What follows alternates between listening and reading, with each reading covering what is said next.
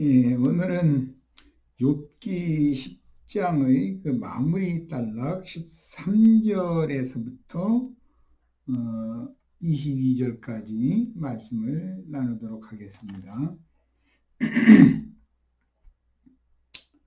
예, 바로 말씀으로 들어갑니다. 욥기 10장 13절에서 22절을 같이 읽겠습니다. 자, 욥기 10장을 다 같이 펴십니다. 예, 성경 찾으셨죠? 10장 13절에서 22절까지를 문맥의 흐름을 이해를 돕기 위해서 같이 읽고 시작하겠습니다. 그러한데 주께서 이것들을 마음에 품으셨나이다. 이 뜻이 주께 있는 줄을 내가 아나이다. 내가 범죄하면 주께서 나를 죄인으로 인정하시고 내 죄악을 사하지 아니하시나이다. 내가 악하면 화가 있을 것이오며 내가 의로울지라도 머리를 들지 못하는 것은 내 속에 부끄러움이 가득하고 내 환난을 내 눈으로 보기 때문입니다. 내가 머리를 높이 들면 주께서 젊은 사자처럼 나를 사냥하시며 내게 주의 놀라움을 나타내시나이다. 주께서 자주자주 증거하는 자를 바꾸어 나를 치시며 나를 향하여 진노를 더하시니 군대가 번갈아 가서 치는 것 같으니이다. 주께서 나를 태에서 나오게 하셨으면 어찌함이니까. 그렇지 아니하셨더라면 내가 기운이 끊어져 아무 눈에도 보이지 아니하였을 것이라. 있어도 없었던 것 같이 되어서 태에서 바로 무덤으로 옮겨졌으리이다. 내 날은 적지 아니하니까 그런즉 그치시고 나를 버려두사 잠시나마 평안하게 하시되 내가 돌아오지 못할 땅 곧 어둡고 죽음의 그늘진 땅으로 가기 전에 그리하옵소서. 땅은 어두워서 흑암 같고 죽음의 그늘져서 아무 구별이 없고 광명도 흑암 같으니이다. 이렇게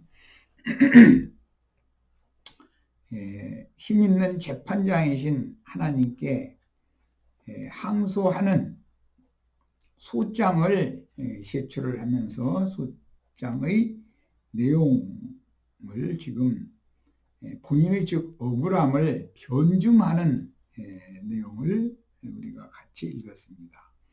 욥은 문맥의 흐름에 따라서 지금도 자신에게 이런 징벌을 내리시는 하나님의 행사를 이해할 수가 없고 또 친구들의 그런 정죄에 대해서 받아들일 수가 없는 입장이기 때문에 너무 억울해서 지금 힘있는 재판장이신 하나님께 상소문을 이처럼 올리면서 본인의 억울함에 대해서 변증하고 해명하고 있습니다. 지난 시간에는 욥이라는 사람이 고대의 성경에 나오는 한 동방 사람으로서 흔히 신약성경에 나오는 동방의 박사들 중의 한 사람이었죠. 그 견문과 학식이 아주 넓은 사람이고 깊이가 있고 조예가 있는 사람이다 라는 것을 말씀을 드렸고, 창세기 1장의 하나님 말씀에 의하여 지으시고 창조한 후에 지으시고 만드신 하나님의 형상과 모양의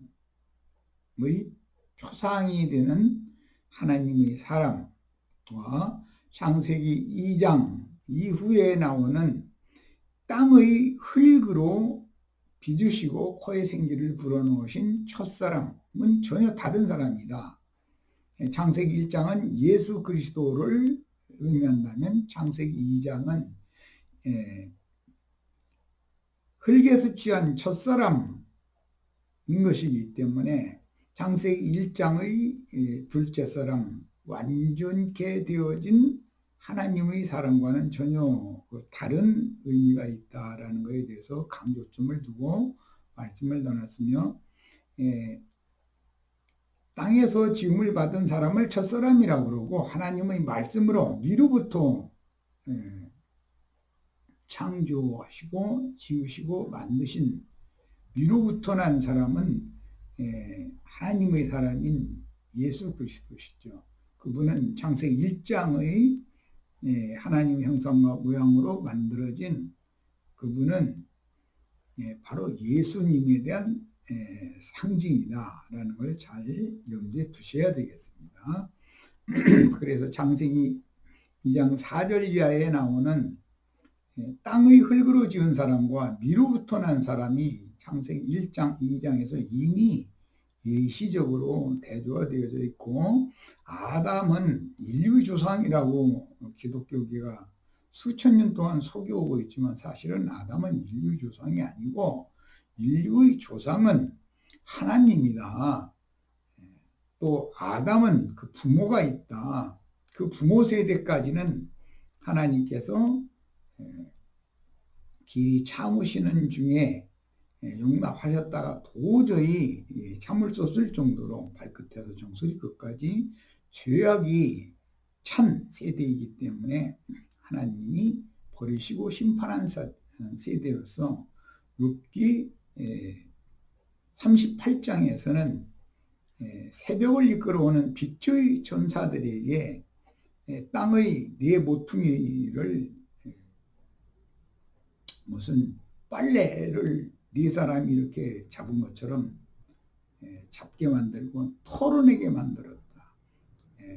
어둠과 사망 권세자에게 사로잡혀서 팔꿈치를 높이 들어서 하나님께 거역하고 대적하는 자들을 전부 털어내게 만들었다. 이런 가운데에서 한 사람 아담을 하나님이 은혜를 입혀서 그 아담을 통해서 새로운 구속의 세대를 시작하는 것이 창세기 2장 이후의 말씀이다 라는 것에 대해서 잘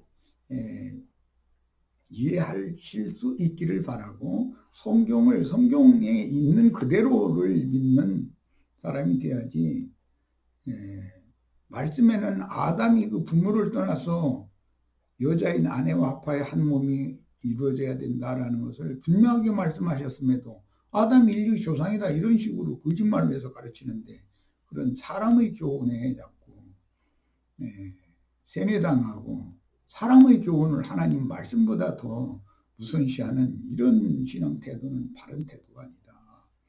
강조해서 말씀을 드렸었습니다. 자, 이제 오늘 욥기 10장 13절에서부터 22절까지 욥이 힘있는 재판장이신 하나님께 제출한 상소문 그 결론부를 같이 말씀을 나누도록 합니다. 욥기 10장 13절, 그러한데 주께서 이것들을 마음에 품으셨나이다. 이 뜻이 주께 있는 줄을 내가 아나이다. 이 말, 이런 이제 변종, 항의하는 투의 이런 말은 이미 욥기 10장 1절에서 12절 사이에 상소장을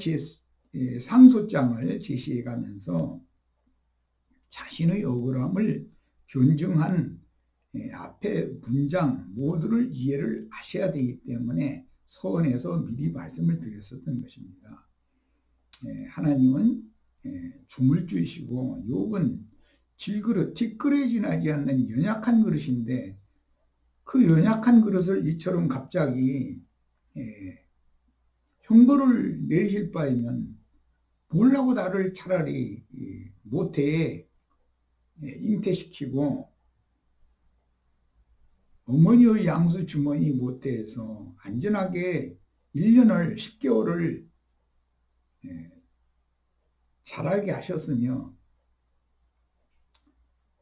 흙그릇, 질그릇으로 몸을 지어주시고 모태에서 욥의 호흡을 주셔서, 즉 생기 기운을 주셔서 생명을 얻게 하셨고, 출문시킨 이유도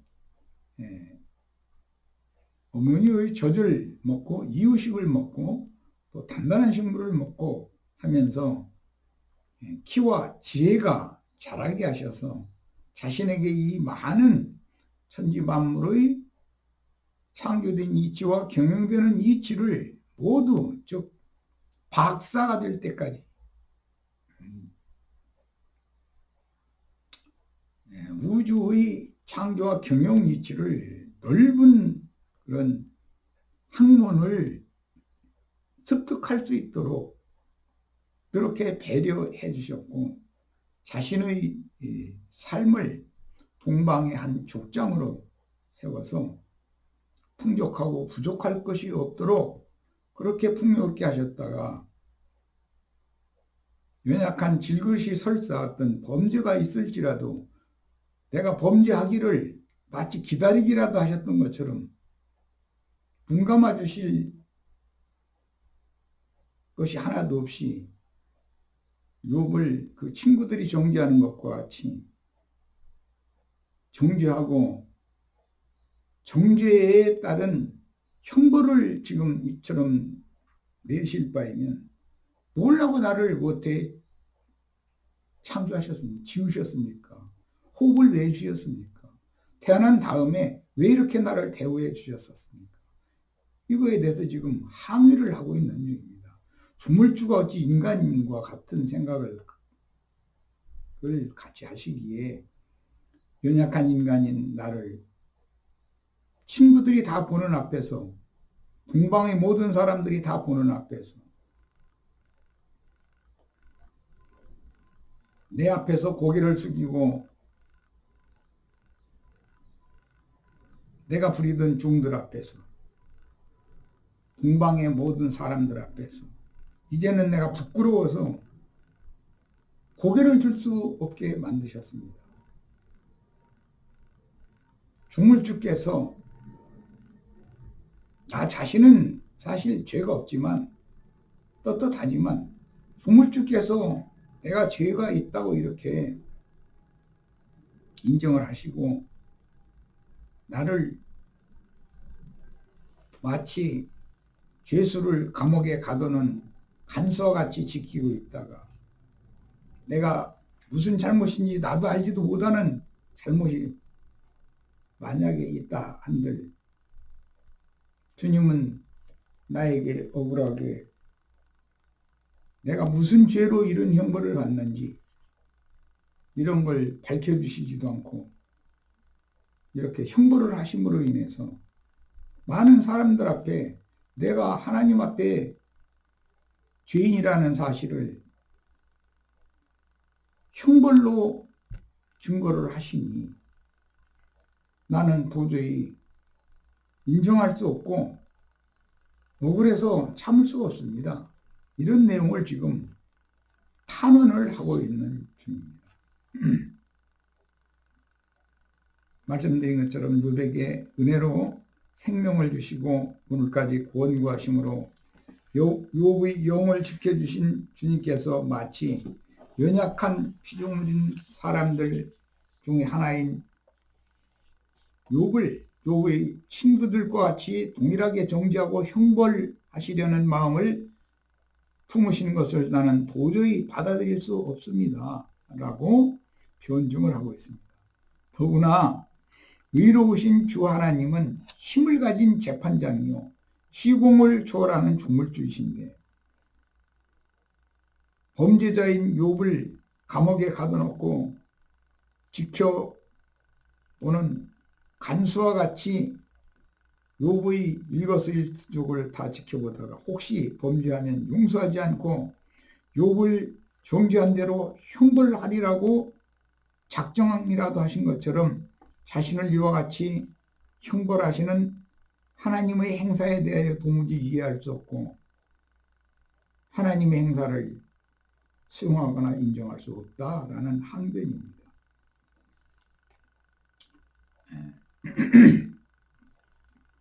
인정하시고라는 이 히브리어 샤마르는 이제 욥기 본문의 10장 12절 하반절, 앞으로 나온 욥기 13장 27절에서도 사용되고 있지만, 같은 단어가, 지킨다라는 그런 단어가 보호하는 목적으로 지켜주시는 목적과, 죄수를 가둬놔두고 간수가 지키는 것과, 그것은 개념이 전혀 다른 의미로 사용이 되었습니다. 그러므로 본문에서는 매우 세부적이고 사소한 범죄까지도 묵인이나 간과해 주심이 없이 낱낱이 사실을 섬세하게 조사하여 정죄하고, 마치 검사와 같은 그런 일을 하십니까? 라는 말이죠. 형벌하신다고 하는 항변을 지금 하는 중인데, 하나님이 과연 그런 분입니까? 인간처럼 쏘갈머리가 그렇게 좁아 터져가지고 나의 모든 은결과 허물을 그렇게 사실조사해서 형벌할 목적으로 나를 못해 지어서 기식을 주시고 출문해서 오늘 있기까지 길러내신 다음에 족장으로 세워서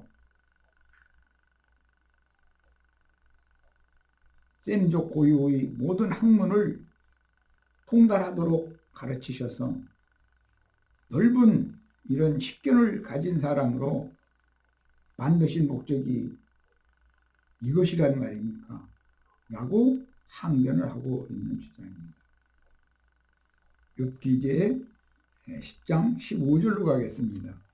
내가 악하면 화가 있을 것이오며 내가 의로울지라도 머리를 들지 못하는 것은 내 속에 부끄러움이 가득하고 내 환난을 내 눈이 보기 때문이니이다.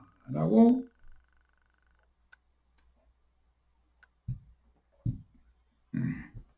항소하는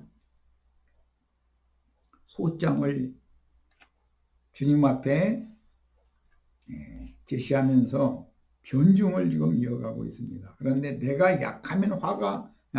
악하면 화가 있을 것이오며, 이 문장 속의 한글에는 만약에 내가 악하면 화가 있을 것이오며 라고 이제 시작하는 그 만약에라는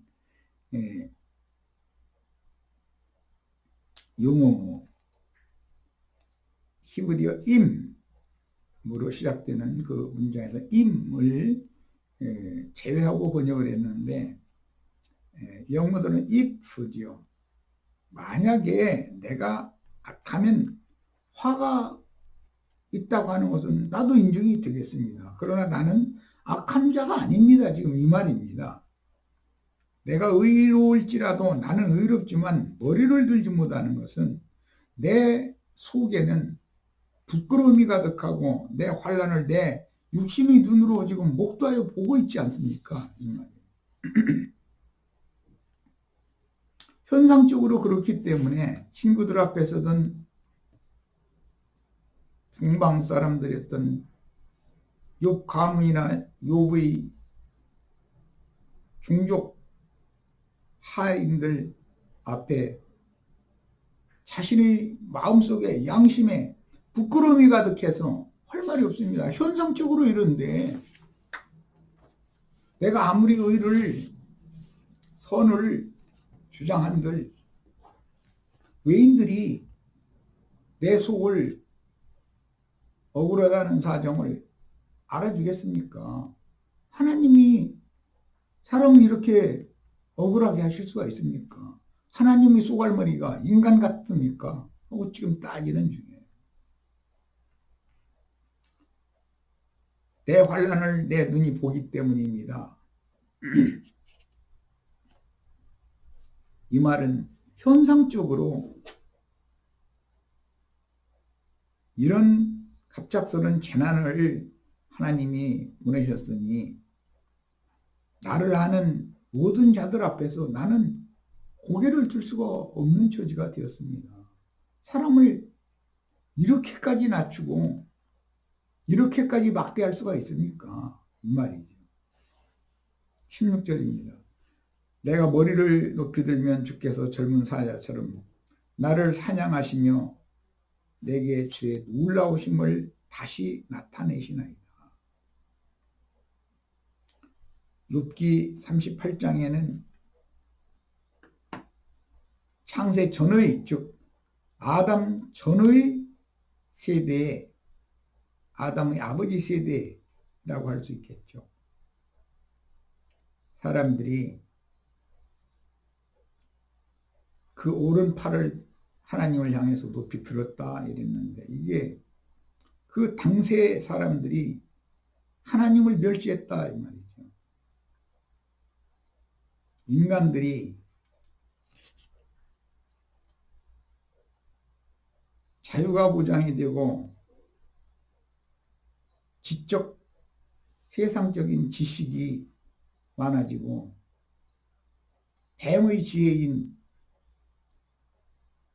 술수와 술법이 통용이 되는 발전된 사회일수록 하나님의 존재를 무시하게 마련입니다. 오늘날 소위 선진국이라고 하는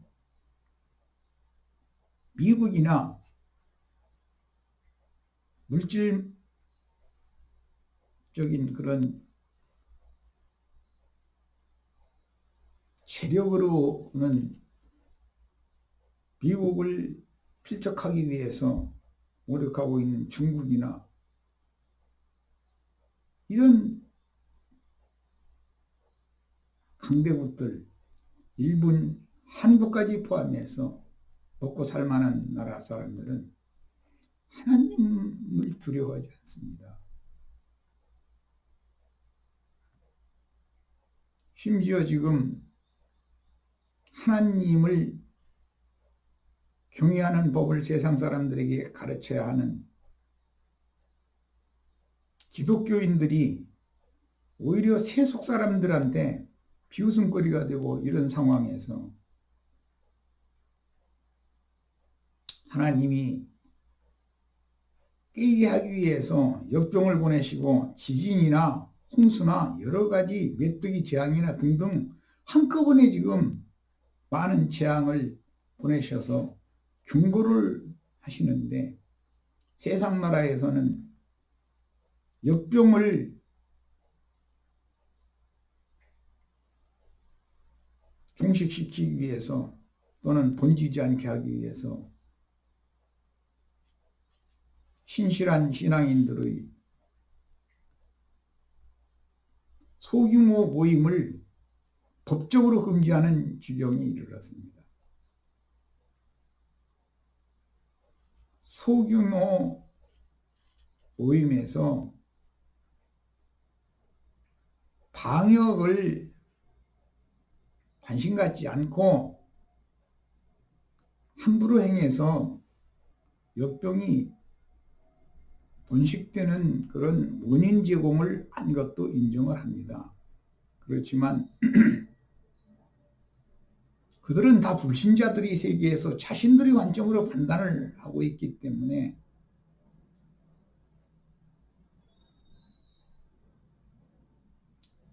신앙생활을 옥죄이는 그런 단편적인 생각을 가지고서 국가가 나서서 이렇게 처리를 하는 것은 온당하지 못하다고 생각합니다. 대형 교회들 보고 정규 예배는 허락한다, 수백, 수천, 수만이 모이는 것은 허락한다면 그게 얼마나 이율배반적입니까?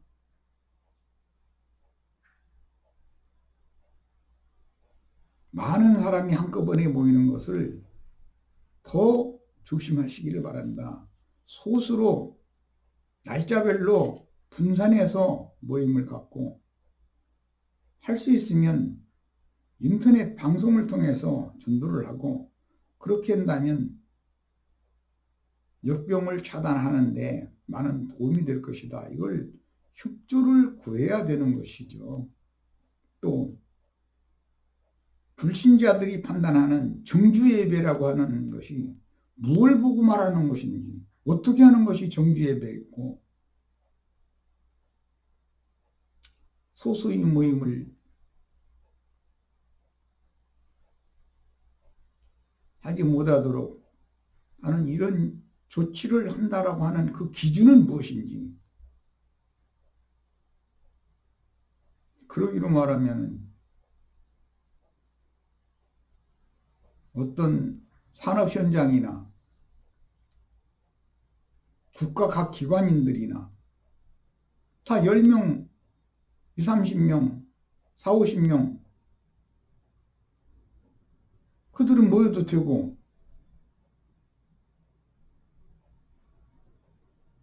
신앙인들은 모이면 안 된다.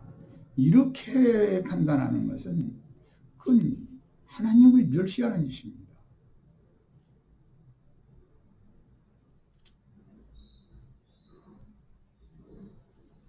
정규예배로 모이는 건 허락한다고요. 그러면 몇만 명이 모이는 건 허락하고 10명이 모이면 허락할 수 없다. 그런 뜻인데 지금. 단순히 이게 이렇게 판단할 문제인지 너무 상황을 왜곡시키고 있고 결과적으로는 이런 것이 종교 탄압의 빌미가 된다라고 하는 것을 너무 이 정권이 무시하고 있는 것 같습니다. 뭘 모르는 거죠. 물론 그들이 신앙세계에 대해서 무지하니까 그런 결정을 해서 그렇게 했을 겁니다. 그렇지만 그런 빌미를 제공한 기독교계의 소규모 모임에서 마스크 착용도 하지 않고 손소독도 하지 않고 거리를 두라고 그렇게 부탁을 하는데도 그런 것도 무시하고 소규모 모임에서 음식을 나눠 먹음으로 마스크를 벗고 서로 대화를 나누고 하는 것을 지양해달라고 부탁했음에도 그런 것을 무시한 기독교계의 어떤 소규모 모임에 대해서도 책임이 있습니다. 그렇지만 많은 것들을 여러 가지를 균형을 잡아야 될 것이고 합당하게 처리를 해야 되겠지만 세상 짐승들인 바다에서 올라온 짐승들의 관념은 신앙의 세계를 모르기 때문에 이렇게 지금 결정을 잘못하고 있습니다. 우리는 여전히 주중 모임을 계속할 것이고 대신 개인 위생을 더욱 철저히 해야 되고 거리 지키기나 마스크 착용이나 그다음에 손 소독이나 또는 소독 약품 알코올을 구입해서 여러 사람이 사용하는 문이나 손잡이 등을 철저하게 소독하고 하는 것은 그건 말할 것 없이 계속해야 됩니다.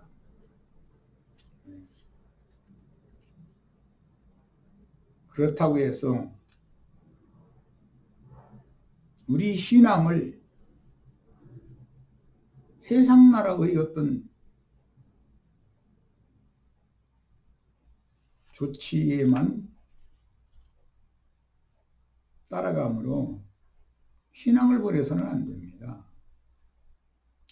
하나님을 위하여 함부로 머리를 드는 자들을, 그런 자들을 하나님이 절대로 가만 놔두지 않습니다.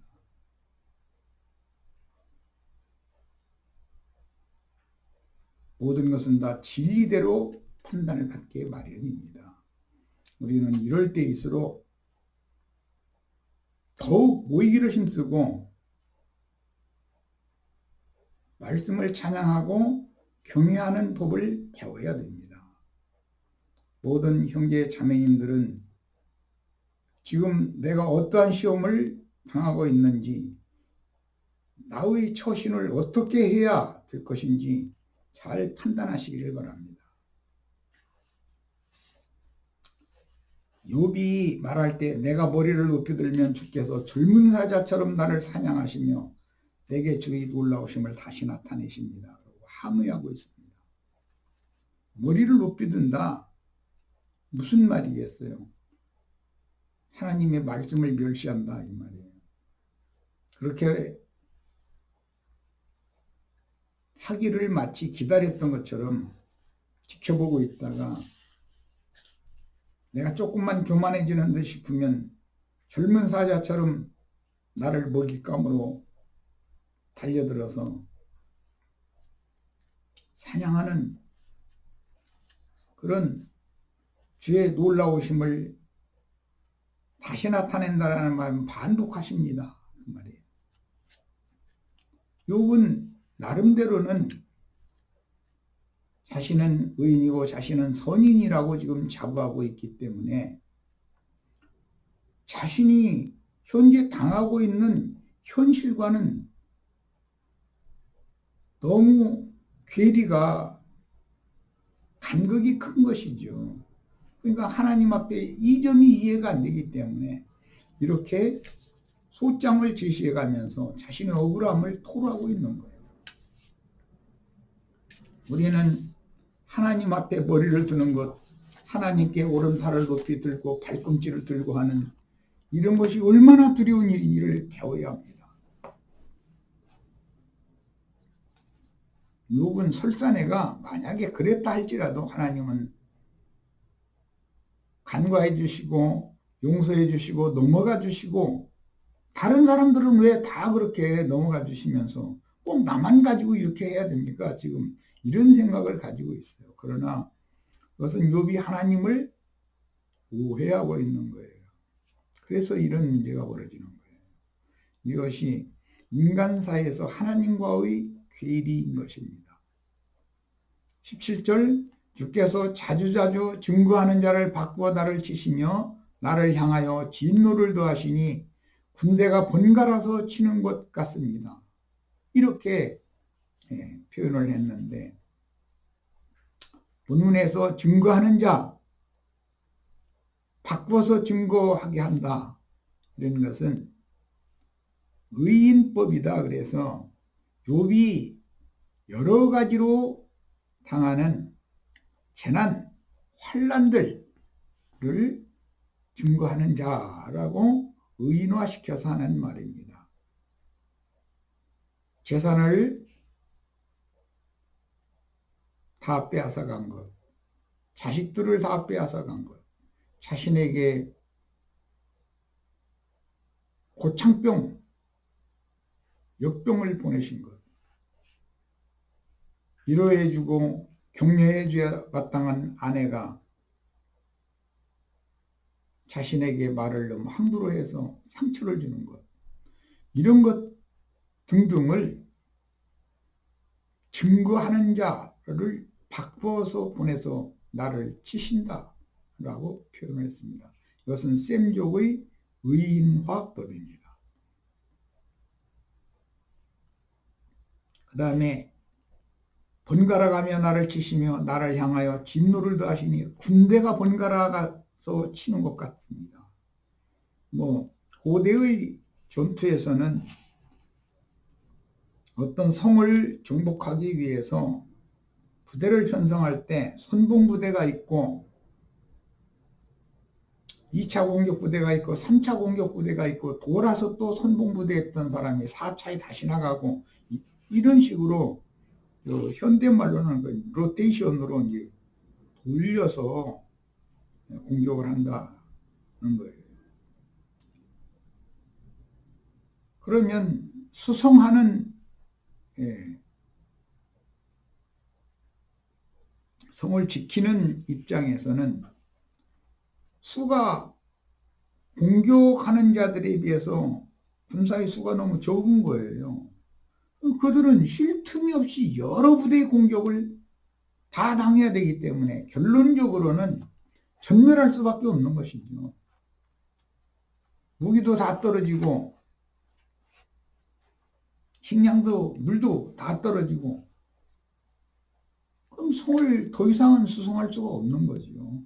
그렇게 될 때까지 어떤 성을 점령하기 위해서 침략한 적국은 많은 물자와 많은 군사를 동원해서 성을 점령하는 것이 보편적인 고대의 전쟁이었기 때문에 고대의 전쟁을 염두에 두고 주님께서는 요백에 어떤 재난을 보내시면 재산만 그냥 뺏어가고 말았다면 다시 또 노력을 해서 재산을 모으면 됐을 겁니다. 그런데 그렇게 하지 않고 자식들을 하루아침에 다 죽게 만들고 하인들이 다 도망가게 만들고 그것도 비웃으면서 욥의 부족 사람들이 욥이 나타나면 다 머리를 숙였지만 이제는 욥을 우습게 알아버리는 거예요. 거기다 욥의 아내까지 욥에게 아니할 말로 막말로 욥을 무시하는 말을 심한 말을 퍼부어버릴 때 욥은 군대가 번갈아서 치는 그런 것을 느낀 거죠. 18절 19절입니다. 주께서 36분 조금 더 합니다. 주께서 나를 태에서 나오게 하셨으면 어찌입니까? 서두에 이미 말씀을 드렸어요.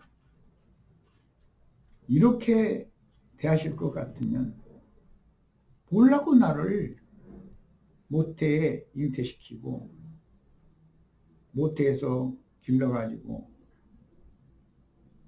출산되게 하시고 어머니 젖을 먹이르고 이유식을 먹게 하시고 단단한 식물을 먹어서 장성한 자가 되긴 다음에 그 과정에서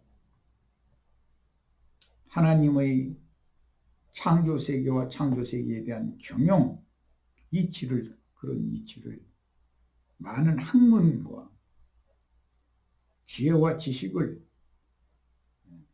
세상의 철학이지만 그런 걸 다 구비하게 만들어서 사람들이 자신을 존경하고 자신이 나타나면 고개를 숙이고 엎드리고 그렇게 해 주셨었으니까 오늘날 나를 갑자기 이렇게 하실 바에는 뭘라고 그동안에 하나님 수고하신 것입니까? 하고 지금 이해가 안 되니까 항의하는 거예요. 그러면서 태에서 나오게 하시면 어찌입니까? 그렇지 아니하셨더라면 즉 나로 하여금 출생되지 않게 하셨더라면 잉태부터 출생되지 않게 하셨더라면 내가 기운이 끊어져 아무 눈에도 보이지 아니하셨을 것이다. 있어도 없었던 것 같이 되어서 태에서 바로 무덤으로 옮겨졌습니다. 나를 잉태시켰을지라도 태에서 낙태되게 했더라면 그게 더 낫지 않았겠습니까? 이러고 항의하는 거죠. 굉장히 중요한 말입니다. 앞에서 욥기 10장의 8절과 12절에서 지난 월요일 날 3시간에 걸쳐서 티끌 질그릇으로 지었다라고 하는 것을 설명을 해드렸었는데 이것은 창세기 2장 7절과 8절에서 첫사람 아담을 땅의 진흙으로 빚으시고 그 코에 생기를 불어넣어서 산혼이 되게 하신 것을 설명할 수 있는 말이기 때문에 3시간에 걸쳐서 소상하게 말씀을 나눴던 거예요. 거기서는 분명히 자신을 티끌로 지었다. 땅의 티끌이다. 자신을 질그릇이다. 이렇게 표현을 했습니다. 그런데 오늘 욥기 10장 18절 19절에는 주께서 나를 태에서 나오게 하셨다. 그랬습니다. 그러면 땅의 흙으로 지은 티끌이라는 8절로 12절의 내용과 오늘 나로 하여금 태에 잉태시켜가지고 태에서 길러서 나를 모태에서 해산되게 하신 것은 어찌미니까? 라고 따지는 말은 잘 생각을 해봐야 됩니다. 한 줌의 티끌 질그릇인 욥에게 생명의 기운 생기를 불어넣어 주셨다고 항의했던 욥기 10장 8절로 12절의 내용과는 너무 다른 내용을 지금 말하는 것처럼 이렇게 되어 있습니다. 그러나 이것이 셈족의 은어들입니다. 이미 말씀드린 것처럼 땅의 티끌로 지은 것은 욥의 몸을 말하는 것이고 그 코에 생기를 불어넣으신 것은 욥의 속그릇, 속사람을 의미하는 말이기 때문에 사실은 질그릇 속에 코에 생기를 불어넣었다고 하는 것은 하나의 비유일 뿐인 것이고 실제로는 모태 속에 욥의 몸을 조성하시고 욥에게 호흡을 주었다 라는 말인 것입니다. 이게 셈족 특유의 은어인 것이다. 그래서 우리는 땅의 흙으로 지음받은 질그릇이라는 말이 나오면 모태 속에 죄 있는 육신의 몸을 지어주셨다. 연약한 육신으로 지어주셨다는 말이고 그 코에 생기를 불어넣은 얘기는 육신의 사람이 기식하면서 생존하도록 호흡을 주었다는 뜻인데 이것은 창세기 2장 7절로 8절 첫 아담이 받은 그 호흡은 길면 1000년, 그런데 1000년을 넘긴 사람은 하나도 없습니다. 그러나 요한복음 20장에서 구속을 이루신 예수 그리스도께서 부활절일 날